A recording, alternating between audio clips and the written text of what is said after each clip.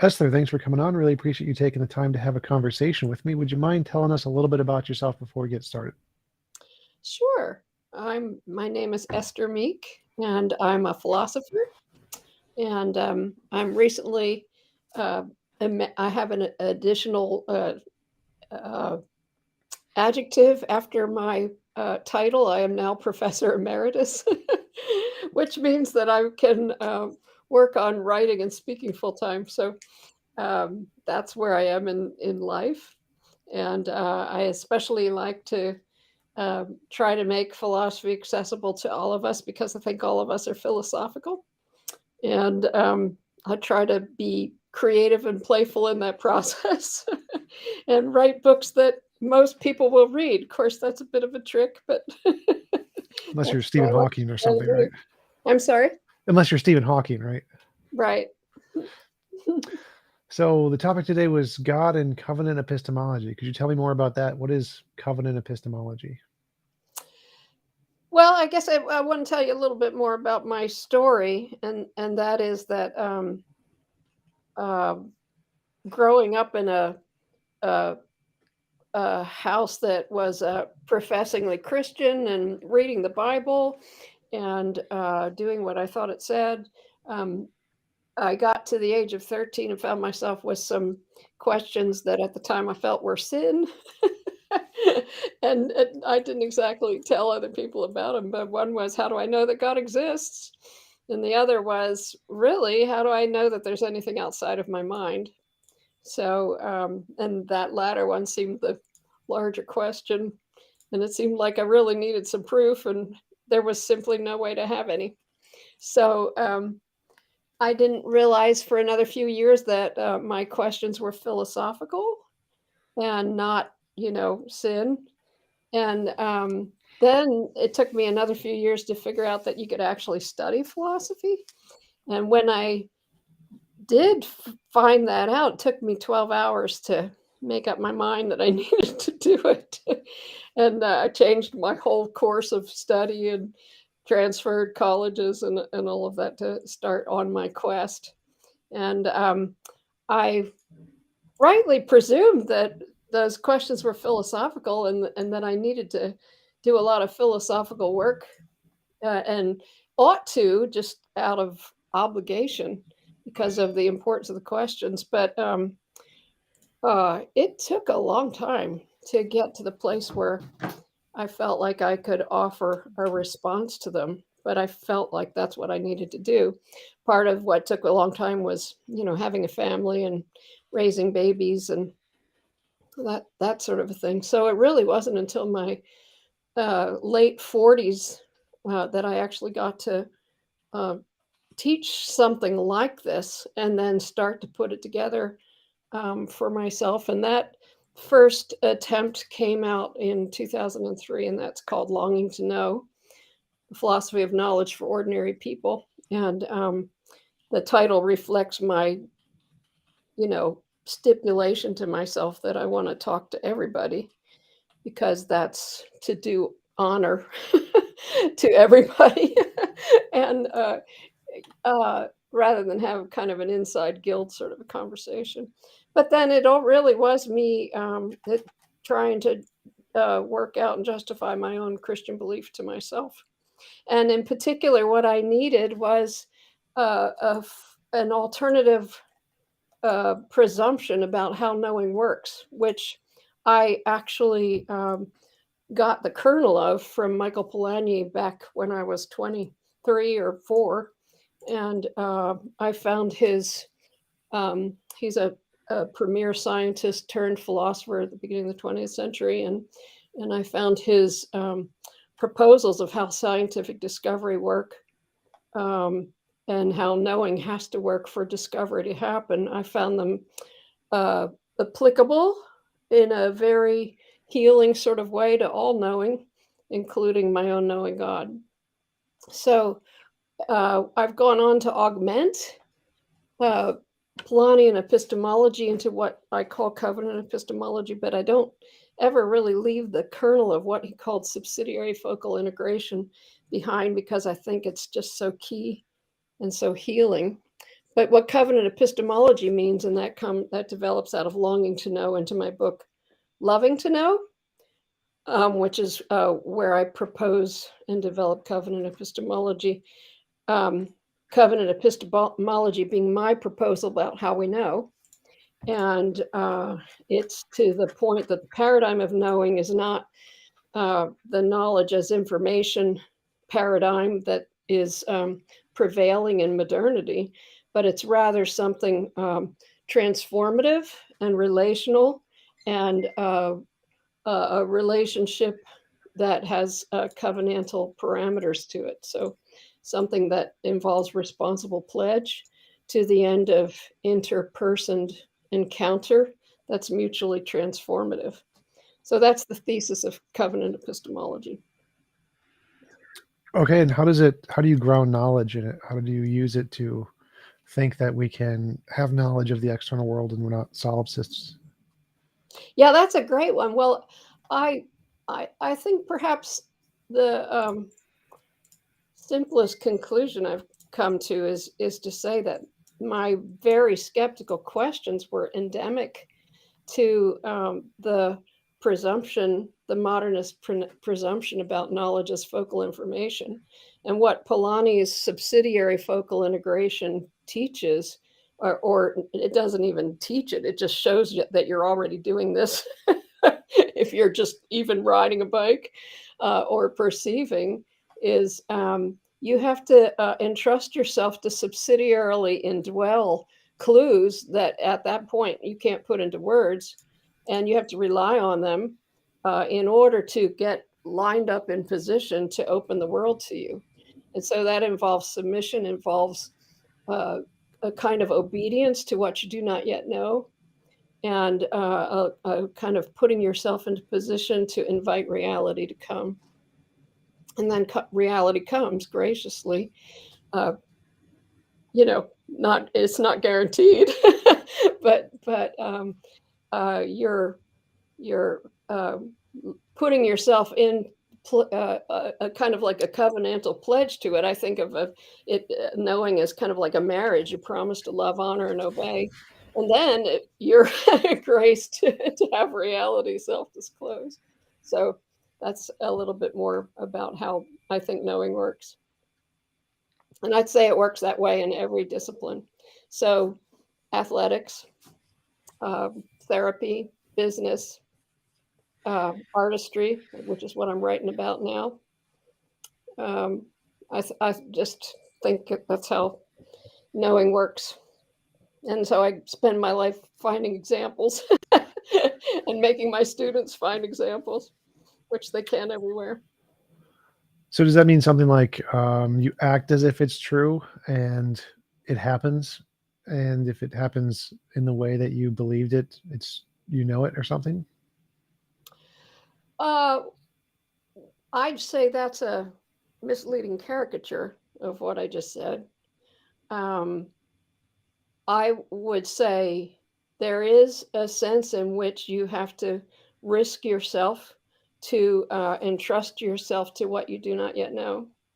And, Polanyi's expertise as a discoverer, discovery was his job, is, what kind of put the lie on the knowledge as information mindset for him paradigm. Because if knowledge is information, no scientific discovery could ever happen, is what he said. But it does. So we need to change our epistemology to something that involves personal investment, responsible risk, all kinds of hazard, no insurance policies.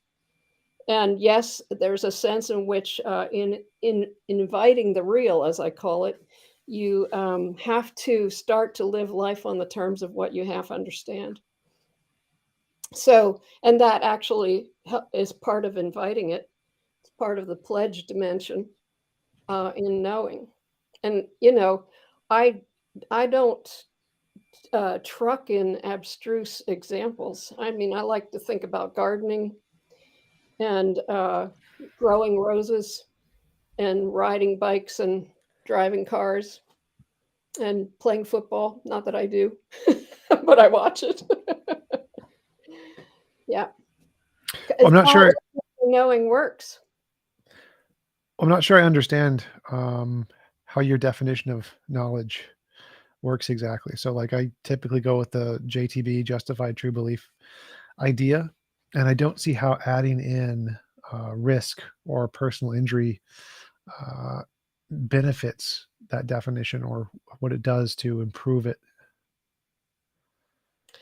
Well, let's start with the the the T, as Marjorie Green, philosopher Marjorie Green did, uh, and say, well, part of what we mean by true is it's kind of like a credo. So it is an affirmation. So everything that we claim to be true just is a truth claimed. And What do you so mean? What do you mean everything? Like just a proposition, like it could be true or it could be false? that's exactly what I don't mean, because truth is way more holistic than that. But truth isn't about correctness of propositions. And also, Polanyi the discoverer would say it's not, at the point that you make the discovery, you don't have justification. You later on go on to try to find it, but at the moment of contact with reality, as he calls it, what you have is a sense of possibility or hope of confirmation. So we don't we don't it isn't justification that makes it that we're in touch with the real. And so I guess I my approach to truth is more one of a skill, as Polanyi says, knowing is a skill, and it involves developing that skill to connect with the real. And I'd say our goal is connection and even communion with reality, which is going to be once a more of a lively interperson reciprocity that's going well. Well, so like when I understand truth, I understand it to mean like correspondence to reality, that there's some sentence proposition. And if that sentence accurately describes reality, the sentence is true. I'm not sure I understand truth in the way that you're describing it. What would truth be in that context? Well, the word truth is related to the word troth or pledge, and so there is something covenantal about a kind of a mutual promised sort of an encounter between the knower and the known that is actually mutually transformative, which I think is way richer and more three dimensional than correctness of propositions. Also, part of what we're dealing with here is a question of whether we have to work from uh, exclusively explicit propositions, which was exactly what Polanyi strove to deny, that can't possibly be what we rely on, or no discovery could ever happen, because we simply don't have them at the point that we're venturing toward the real. And then when we do connect in subsidiary focal integration, think of bike riding, for example. Keeping your balance on a bike is a great example of what Polanyi had in mind by subsidiary. And it's bodily felt, it's subsidiarily indwelled. It is in that moment inarticulable. And you just have to watch a 4-year-old learn to ride bike to know that. And so, the lovely thing about subsidiaries is they are both the foundation and they are inarticulable as the basis for knowing. I'm not sure what you mean there because like we have artificial intelligences with neural networks that have learned how to ride a bike, and they can explicitly lay out propositions premise by premise, say this is how we did it. Here's how we weighted the biases. Here's exactly how we learned how to ride a bike. I mean, obviously for humans, our brain does most of that automatically. We don't like deliberately do any of that. But I don't understand how the process of knowing is different than just the propositional truths version. So like if I say the moon is 255,000 miles away, if the moon is 255,000 miles away, we can bounce ham radio signals off it, and it'll take like 2.5 seconds to get there and back. And because the speed of light is whatever the speed of light, 299,000 kilometers per second or whatever. I'm not seeing why we need to add any kind of conviction or what could affect us in some way, or any kind of bike riding analogy to that information to make it useful in any way. Well, that's probably true. If you're talking about of usefulness, and information, that's one thing. I think it's another thing to talk about knowledge and understanding. And the AI riding a bike, I would tend to agree with, well, I would agree with Polanyi's critique of what in his day he called cybernetics, which is the idea that knowledge is ultimately formalizable. And he would argue that ultimately it isn't, that it's got to be fundamentally unformalizable. And that's because of the richness of our connectedness with the real. What would And be the problem with like the law of identity, A equals A? Why is that not formalizable? well, that is a formalization, but our understanding of it is not. So our grasp of it is, there's more to it than that. Yes, you can. There's a physics formula for keeping your balance on a bike. Uh, Presumably, whoever programmed the AI built that in, right? Well, it But was a neural network, so it learned it itself. It made it up. well, your neural networks are part of your personhood. They're subsidiary to your personhood, which I think is essential to knowing. That's why Polanyi called his work personal knowledge. I mean, I would agree. I think that there's some medium that has to maintain the knowledge, some system of a brain or a computer chip or whatever that must function to maintain the knowledge. You can't just have it innately or whatever. But I don't see why I can't know the moon is 255,000 miles away from bouncy light off of it, radio waves off of it. I didn't say you couldn't, but I'm saying it's the actual knowing has got to be more than could be represented in statements. I don't know You've what got, that for means. one thing, you've got to affirm it. Then how are you going to reduce affirmation? In Polanyi's case, with regard to discovery, he spends extensive time arguing that even verification is a highly personed act. And What is that? for What do you him, the mean? context of discovery made a whole lot more sense of the what's going on in knowing, because the question is, how do you get from unknowing to knowing? That's the Mano dilemma that, as philosopher Marjorie Green says, she thinks Polanyi's the only one that ever solved it. Well, what's the dilemma there? Like, Either, what Mano said to Plato was, how can you come to know? Because either you don't know, in which case you don't know what direction to go in, or you do know, in which case you don't have to come to know.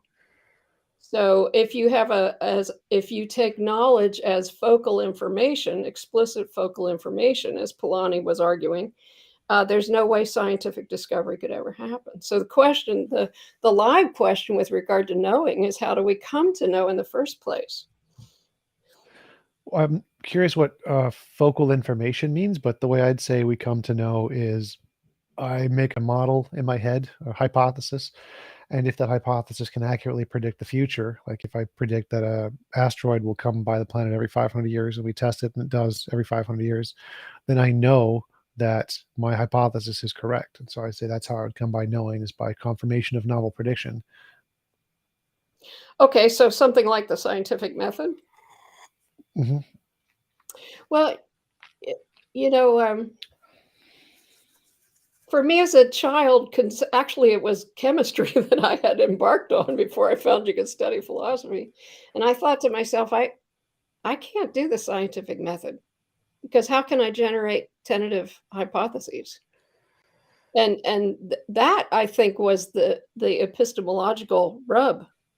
How do you come up with ideas in the first place?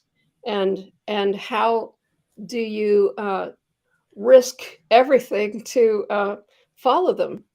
And that's what I think Polanyi was talking about when he was focusing on discovery. How do you do that? And so what he said is what you've got is some sort of something in the future that or in the out there that you're groping toward in a subsidiary and creative sort of a way. And yes, you have these little steps along the way, but there isn't just like a hypothesis that kind of comes out of the blue as if it were generated by a machine. What I'd say it's imagination. We kind of just make them up. Most of them are wrong.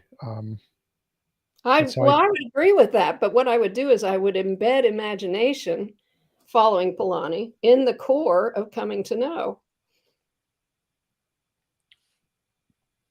Not following how that And would. not only imagination, but intuition too. And what he meant by an intuition was this sense of something that you're pursuing, that you can actually have a sense that you're getting closer to. That's what he meant. So he writes an article called The Creative Imagination, in which he distinguishes between what he defines intuition and imagination and talks about how absolute those are central to the epistemic act. And then you're getting way more at what goes on when we try to come to know than you are with the JTB model. I mean, you're looking what you want to pay attention to is something that happens miles earlier on the road of coming to know, which is how do you come to it in the first place? I'm not sure why that's important because I think that how we come to it in the first place doesn't really matter. Like you could come to a hypothesis from shaking an 8 ball or a vision in a dream. There's a famous mathematician who did that. He had visions and dreams to come to his mathematical models, and they ended up being right. I think that how you come to a model doesn't really matter. What matters is how do you differentiate if that model is corresponds to reality or is just a figment of your imagination. And so once you come to the model, what's important is that methodology you use to differentiate imagination from reality. And the fact that you came to the model via imagination or via a vision from God or via dreams, I don't know if that's important at all.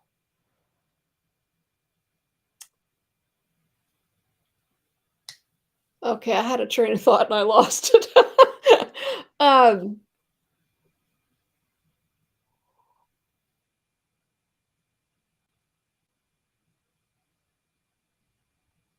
uh, okay. But I would also say, as you described what you do instead, Polanyi would have said that everything that you said also involves personal responsible risk. So you're deciding that a hypothesis is viable, and then you're designing tests to test it, and then your determination that the tests either support it or don't support it. All of those are highly personed acts that simply cannot be accounted for on a philosophical model of knowledge as information. That's what he would have said.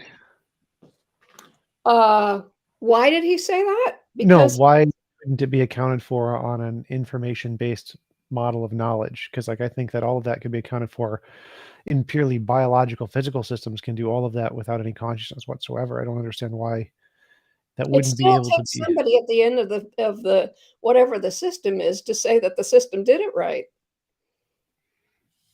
That takes a human person. Well, I think animals can do this. They do this on their own. Okay, all right, but I think what Polanyi would, and he spends a lot of time talking about animals and rooting it in this whole thing in regard to animals in his magnum opus, Personal Knowledge.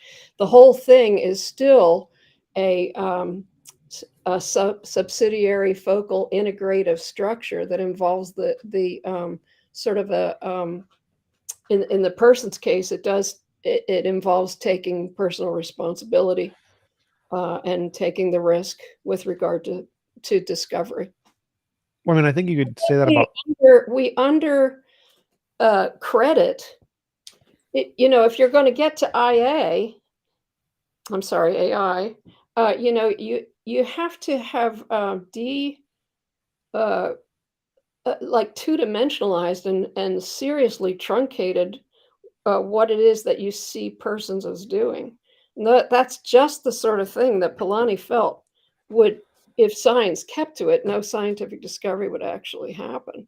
In fact, in point of fact, it is the case that we as humans do what he called subsidiary focal integration, whether we misdescribe or not. It happens, and it involves responsible uh, involvement of the person that has a covenantal dimension, has a lot of risk, and it has a whole lot of things that we subsidiarily indwell in the way of clues that we cannot put into words. Well, like I see plants also have that same risk. They have the same investing in things, but they have no knowledge. Like there's plants that walk or plants that um, Venus flytraps that have actions. And so the fact that they have some input of information and then respond to that input of information in a way that if it fails, they're going to die. I mean, they have that too, but they don't have knowledge. So that the fact that we have risk doesn't really seem to have anything to do with knowledge. I just think, I mean, I think knowledge is having an idea in your head. And if that idea has some justification corresponds to reality, you have knowledge, even if it has no risk involved. So, like, I believe that Alpha Centauri is a galaxy that is X number of light years away. Like that involves zero risk on my part. There's nothing that involves any risk in believing that, but I still think it's knowledge. Oh, okay. How about, we might call it, I guess there's a couple of things I'd like to distinguish between. For one thing, in covenant epistemology, I have argued that there is something person-like to the real. And so you should expect plants and animals to be doing something like that. And what's more, it happens between us and like me and my garden. There's a reciprocity that's going on. And that's what I kind of tease out as kind of a dance of overture and response of mutuality. And so I guess I don't have a problem with that. And I I guess I would challenge respectfully your claim that that statement about Alpha Centauri is a piece of knowledge because it doesn't do you credit.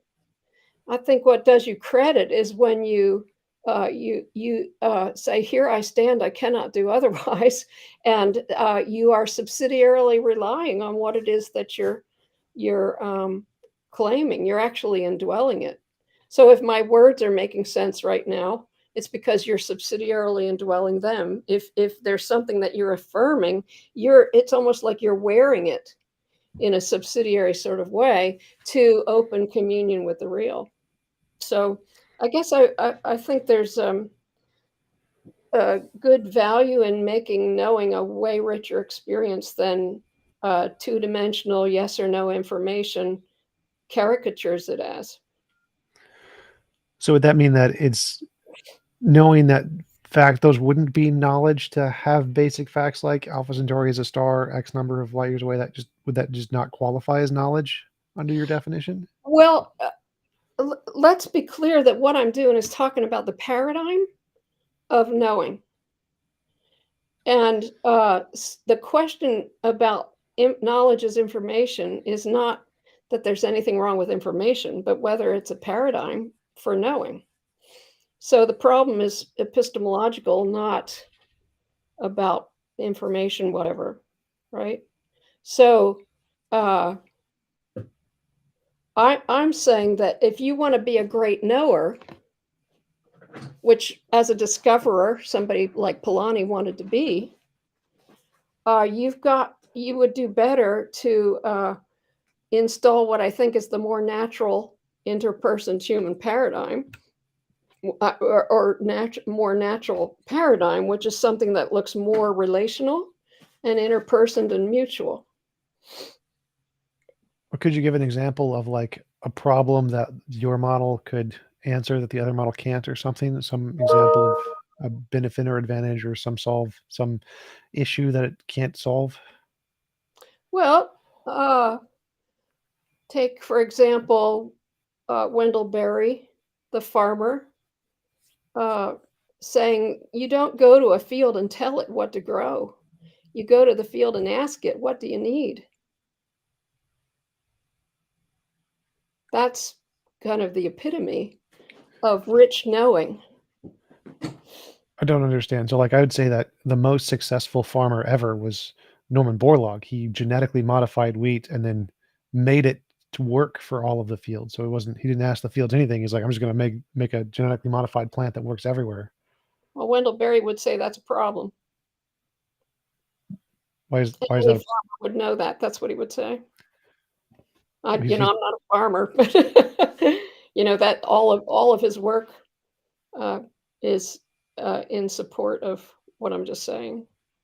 I'm not so Norman Borlaug is known as the man who saved 1 billion lives because of his genetically modified plants that created wheat and rice that could feed people that before they had no plants that could grow there. So I don't like that seems like a disadvantage to your model if it would say that that's a problem. Well, I don't know enough to argue with you on that, but I would say there seems to be plenty of evidence to for people to have issues with genetically modified anything. I live in a community that's rife with. In fact, there's a big conference here this week about healing the land. so, so you know, um, it coming down to something I understand more, and that's my garden. I'm not the most devoted gardener in the world, but I know there's certain things that are good for my plants and other things that are not so good, and I do make decisions, and I do I do something more like attending to and listening to the garden to treat it with integrity as I would a person. What is that like? How does that affect knowledge? So if we have two farmers or two gardeners, one uses my model, just reads the fact sheet data and uses GMOs to modify their plants, and one uses your approach. Like what's the why would one person know more than another or be more successful than another? Well, I would say the goal of humanness and personhood is communion with the real, not mastery over it. So I'm going to some I'm building into my assumption of knowing that it is mutually healing for the world. I would have the opposite intuition that the purpose of knowing is mastery over the nature. That's kind of like the whole point of science for the most part is mastery over nature. It seems like a disadvantage to think that it's I don't know what you mean by communion in this case, but I think that mastery is the goal. Well, that is the modernist ideal. You're speaking the language of modernity. That's what Father Bacon and Father Descartes, how they set up what modernity is. I do not concur.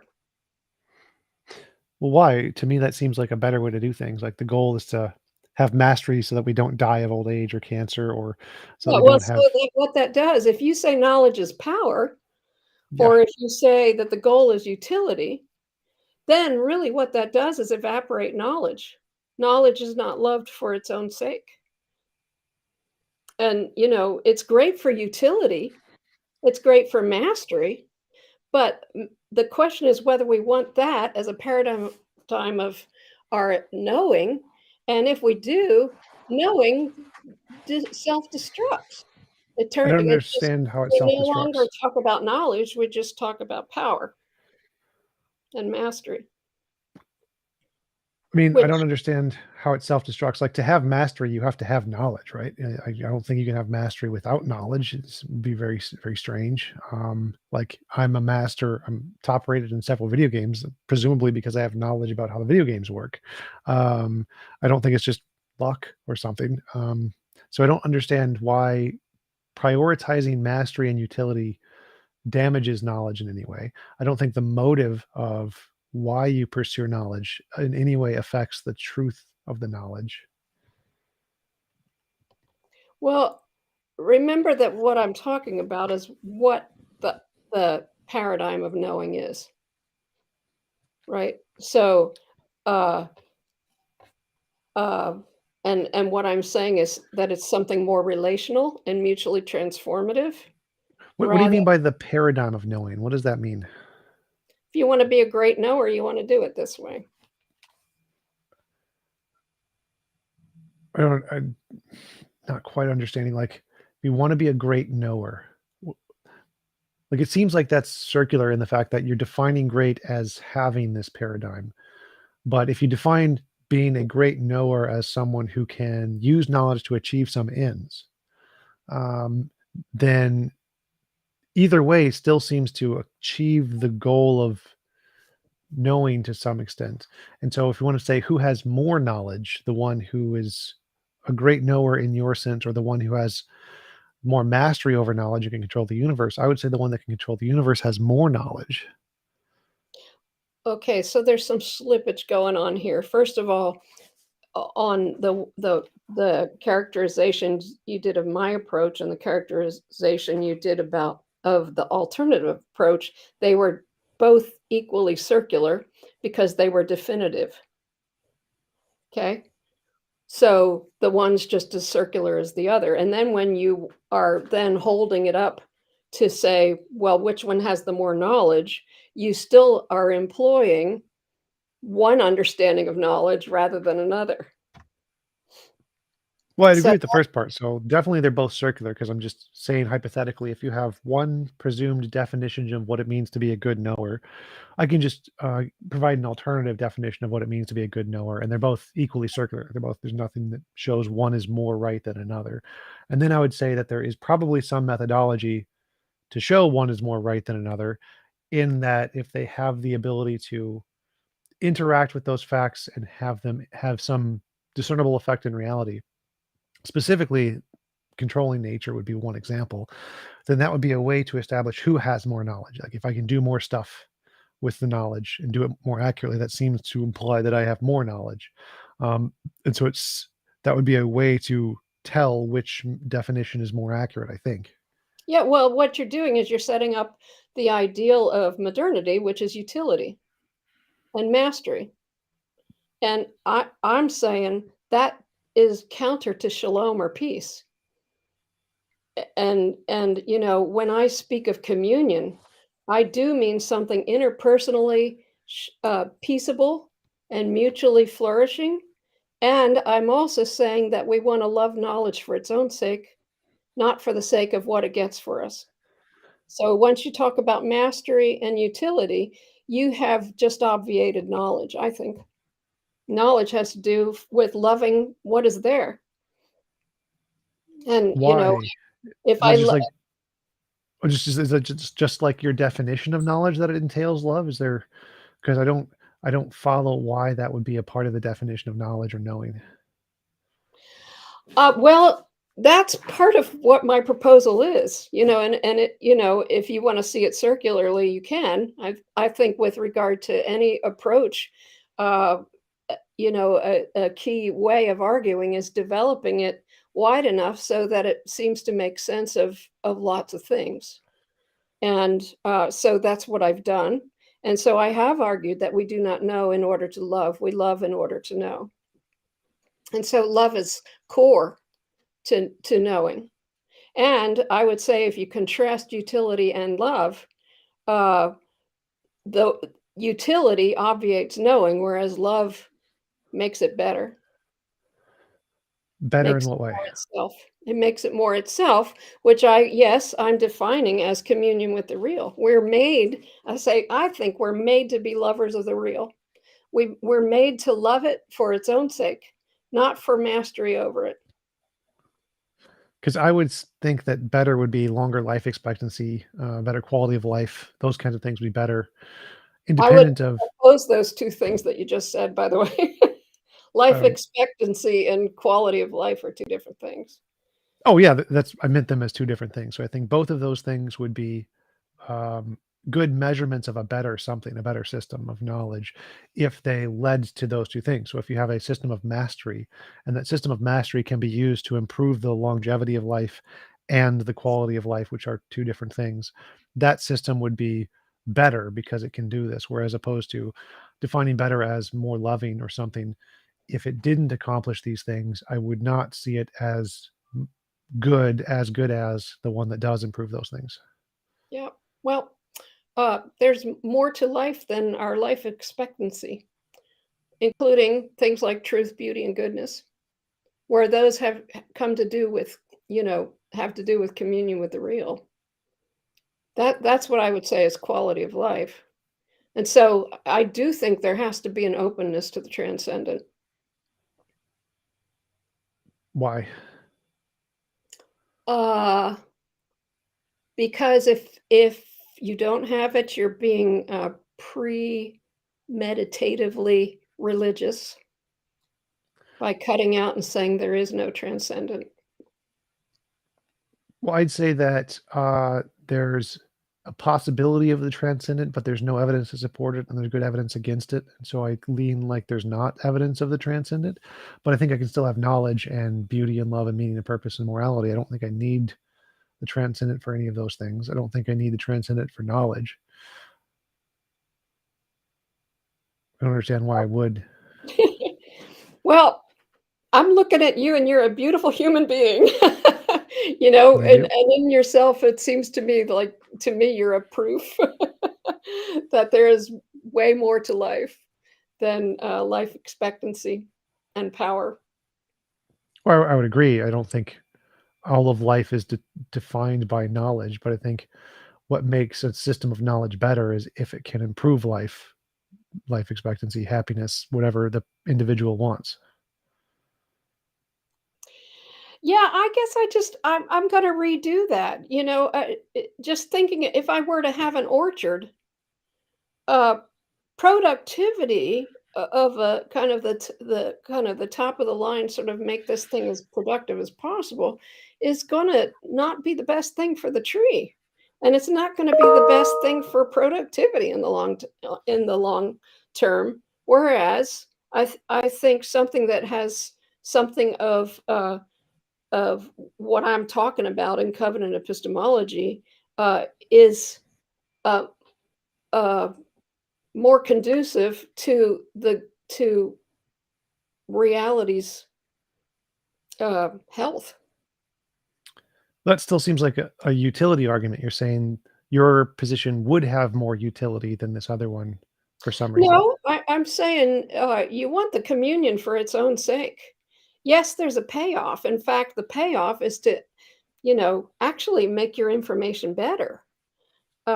It becomes truer to attend to the thing just for its own sake. I'm not conversant with her work, but reports of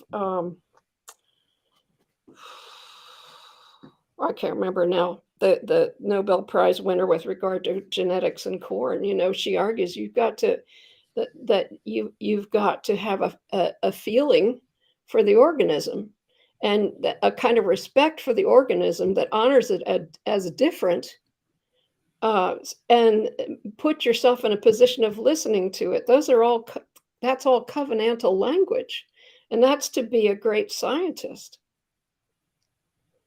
to do right by an ear of corn. I don't know what that means because a lot of the people who win Nobel Prizes are very analytic. Like I have high functioning autism and they're like me and they don't care at all about the plants. They're just like, these are the facts. We're done. We don't care about any of that meaning and purpose stuff. It's just here's how it works. Yeah, sad. That's sad. Why is that That's really, sad? well, it reduces you to a robot, and it has so much disrespect for the world out there, so much disrespect for whatever it is.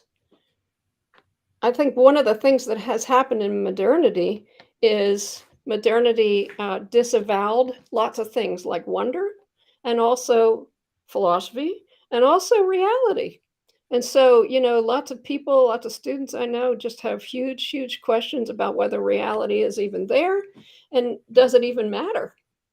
And I'm sad about that because I think we're made to love it and let it be its flourishing self and help it to be more its flourishing self. I think lots of things that you and I, uh, there's lots of things that approaches that anybody could agree on as to what that looks like. But what I'm arguing as a philosopher is what makes more sense of our actual knowing as we're born into it and as we live it out, as in something like discovery for Polanyi. Uh, if you want to do it better and do right by the knowing and the real, it would look more like an interpersonal relationship and less like rape. I'm not sure, like to take one of the recent scientific discoveries of a mosquito. They genetically modified a mosquito so that it can't carry malaria. And if they release this mosquito into the wild, then it'll just cure malaria because none of them will be able to hold it. Now, I don't consider this discovery to be beautiful or majestic or enthralling in any way. But do you think adding those feelings makes it truer in some sense? I wouldn't see what I'm doing as adding the feelings. What I keep saying I'm doing is propounding a different philosophical paradigm. And I would also say that, yes, part of our involvement with the world is trying to make it better. And I would suggest that uh, that approach with regard to a mosquito just actually might make it better for the mosquito. It might improve the mosquito. Improve the mosquito. From the mosquito's perspective, they don't really care. It doesn't affect the mosquito at all. It only affects whether they can give us a disease. That's the only thing it changes. Well, our job is to care for and cultivate the world, and that involves regard. It has to start with regard for what is there and how we can help it be more itself. So that's kind of built into what I think is our approach in knowing. I don't see our our job as collection of information pieces to the end of mastery. I just don't see that. Or if I do see it, I see it as the prevailing skewed paradigm of modernism, and I would like to uh, dissent from it. So you mentioned that our purpose is to help nature be itself or something. Uh, Nature seems to be very bad, as far as I can tell. Most people die. Nature kills most people. 99.999% of the universe is uninhabitable to life. Nature seems to be not very great. It seems like the goal of humans would be to overcome nature and to change it such that it would be more habitable to life, not to help nature be itself, because nature being itself would most likely end life. Well, that's a good way of putting it. But I would point out that what you're uh, uh, representing is an oppositional approach, whereas I'm going for something that's more communal and mutual. How is that not like an appeal to motive fallacy? An appeal to motive being like your motive for why you interact with something makes it more true or false. It seems like the motive is independent of whether or not that's true or false.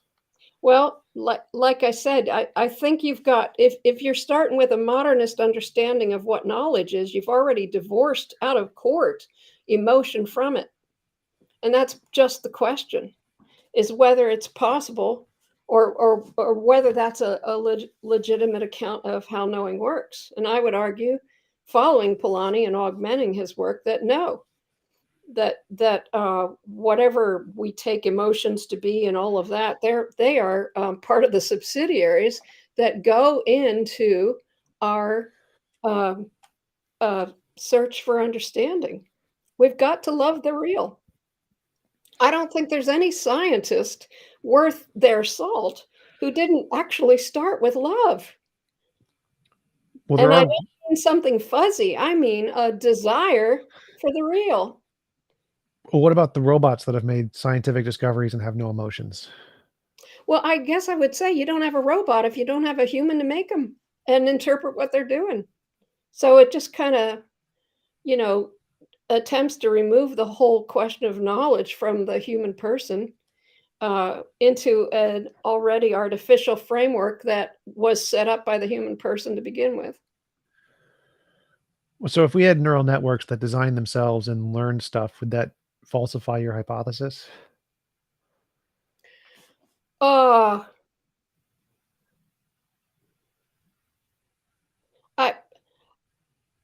I I suppose it might, but the whole point is that, that's just what I'm saying you don't have. What you've got is persons who, in their glory and their skill, design really sophisticated machines and tools to use in the world.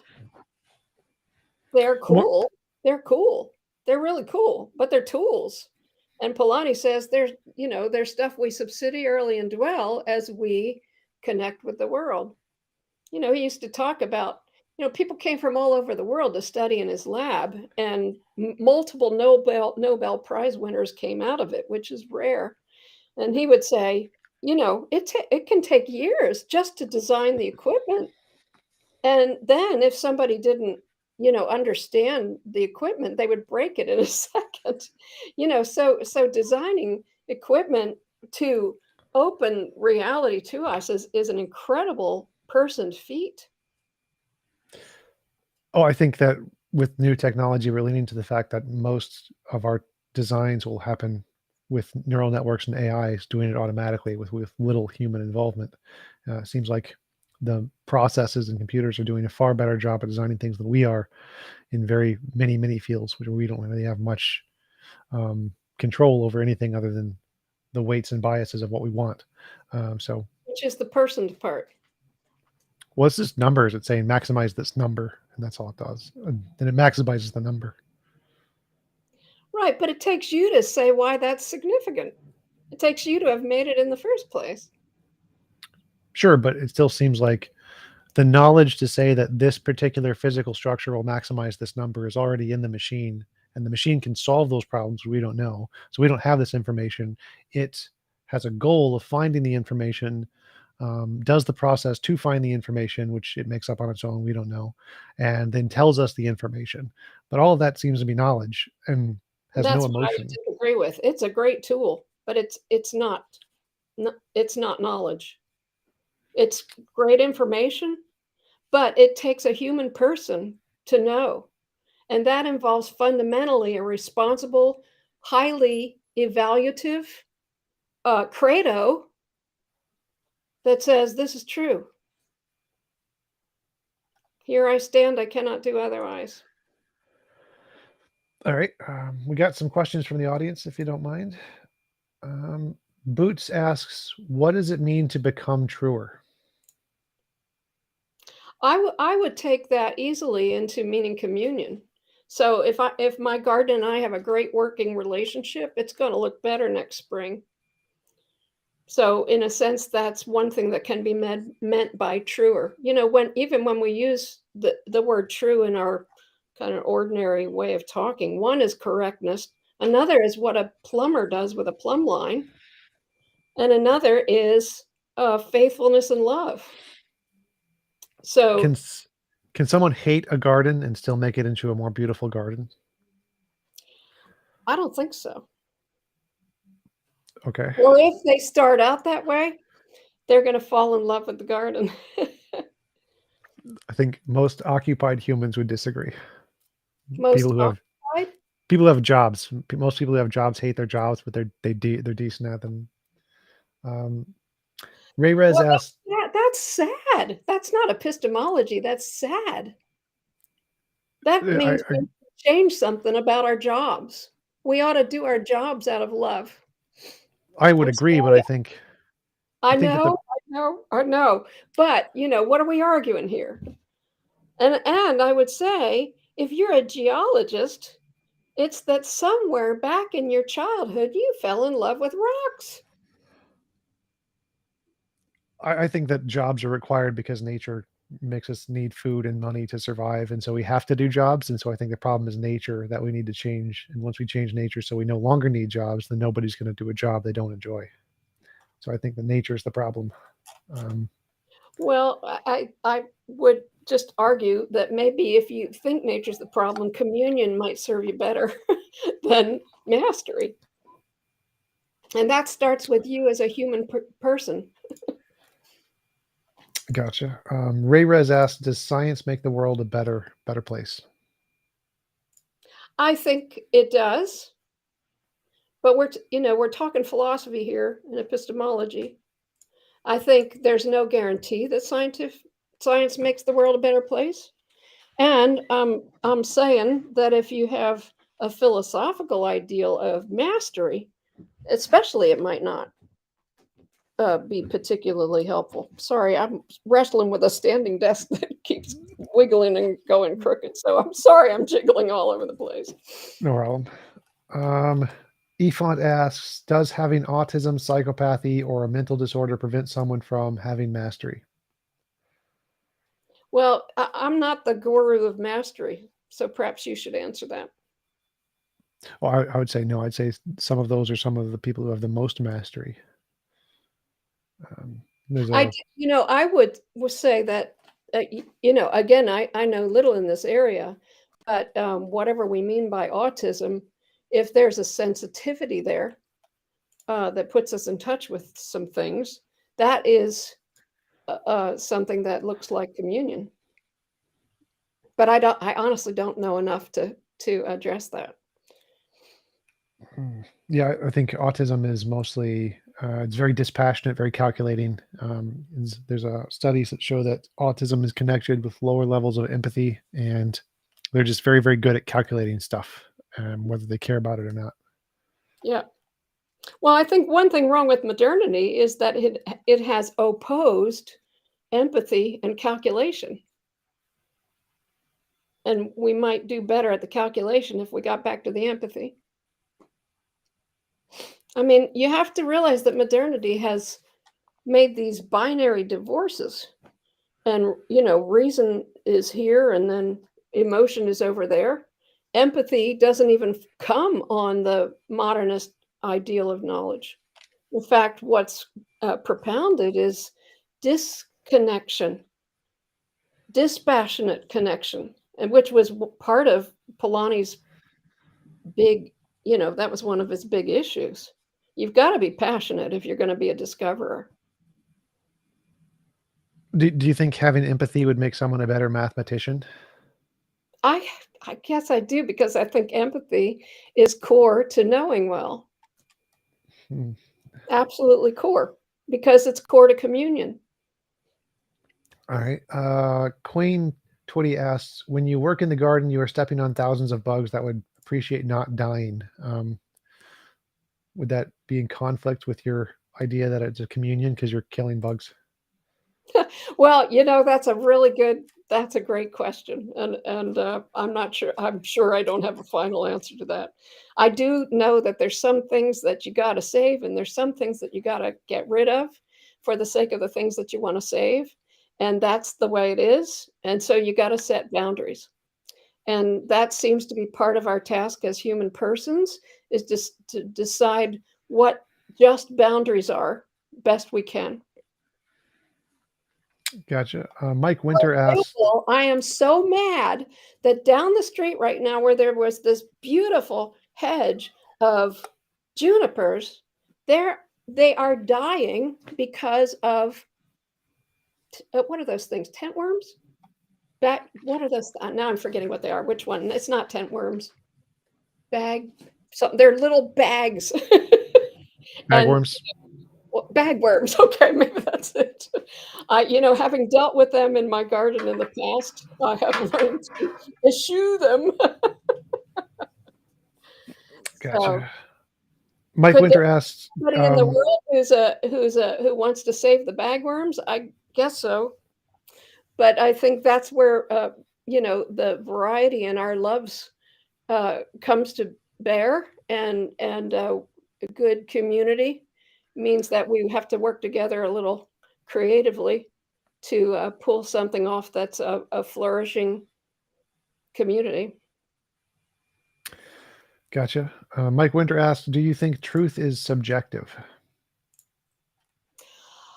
I begin by rejecting the binaries uh, that are endemic to modernity. And then I would say about truth that it is, uh, in a way more three-dimensional way, something that I am responsibly personally involved with, and that in a person-like way also is involved with me. I think that you can distinguish subjectivity as something really subpar with regard to communion and say, okay, that's a problem. That person's being too subjective. They're not seeing it, you know, the way others see it, right? And that's inhibiting their understanding of the real. But I would say, uh, and again, this is just the heart of Polanyi's message. Let's stop talking about personal involvement as subjectivity.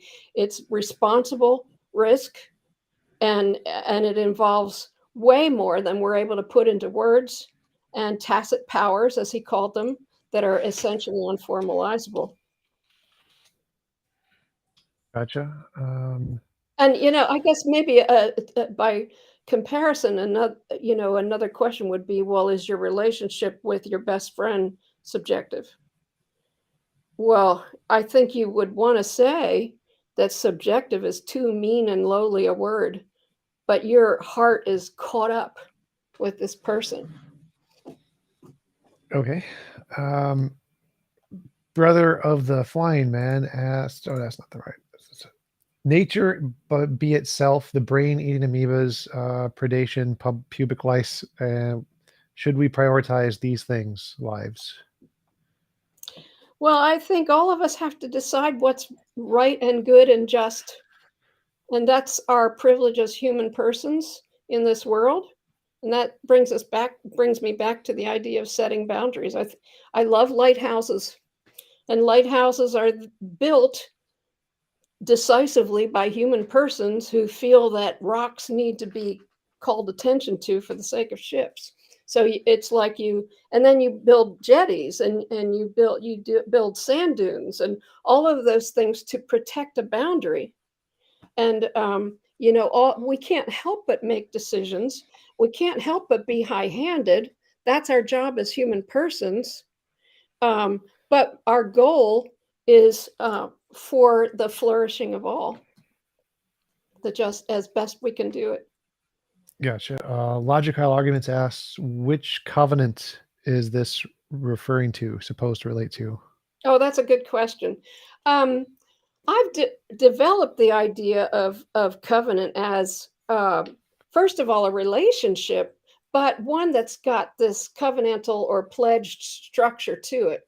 So it would be any sort of relatedness that has a pledged structure. So it can be your spouse, or it can be the person you're sitting next to on the airplane. I'm not saying those are the same at all in the way of covenants, but they have a bit of a structure of pledge.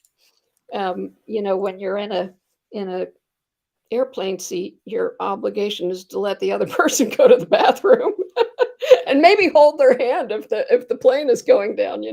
Obviously your covenant to a spouse or to a child is unutterably rich. But I think our involvement with the real always has what I would call normative, pledge like dimensions to it. And that's what I'm arguing is uh, a key to the paradigm of uh, knowing that I'm propounding. Same guy also asked, what does emotion add to truth that isn't there already? Well, I would say if you start with a modernist idea of knowledge as divorced from emotion, there's no way that you can answer that question. And I would say the way this question is set up presumes the modernist model of knowledge. I think the first thing you have to do is torpedo that. And I think that's what Polanyi's idea a description of how we know a subsidiary focal integration does. It does What that. is that word? What does that mean? Subsidiary focal information. What does that mean? Well, Polanyi said that all knowing has a from to subsidiary focal integrative structure. And I always, when I talk, I usually spend the first hour talking about what that means and helping people see it in all that they do. But what we do is we entrust ourselves to half understood clues. We try to indwell them. That's Polanyi's word to invite the gracious inbreaking of a farther integrative pattern. It isn't knowledge is not linear, and it doesn't happen in a forward way. It happens kind of backwards. So insight breaks in, and in retrospect transforms what we were relying on to make them meaningful in terms of the pattern. That's what a Gotcha. discovery would be. Okay. So that you can see how that's led me to talk in terms of something like covenant and relationship. All right. Super Squid Hunt asks, can you sum up your epistemology in 10 words or less, or a few sentences? Well, the definition of covenant epistemology is that the best paradigm of knowing is the interpersonal, covenantally constituted, transformative relationship. Okay. And last question, Brother of the Flying Man asks, have you ever seen wild naturally occurring corn or bananas? And do you think this is what we get in the grocery store at farmers? I think he's referring to the Yeah, claim that. I obviously you're touching on a really important and timely and wide-ranging conversation that people with way more expertise than I ought to have. But if you'd like to come to the Healing Land conference this weekend in my town, I'm sure you'll have people to talk with. Gotcha. All right. Well, we've been going for about an hour. Really appreciate you coming on. Do you have any links or references where people can find more about your work? Yeah, thanks for asking. First of all, thanks for having me and inviting this conversation. My website is my name, Esther Lightcap Meek. And what I try to do and what books I've written are described in brief there. And that would be a way for you to subscribe to my work and go farther with the conversation. And, inviting the real means for me also inviting readers. So I'd appreciate that. Awesome. Thanks again for coming on. Really appreciate it. And I hope you have a wonderful rest of your day. Thank you. You too.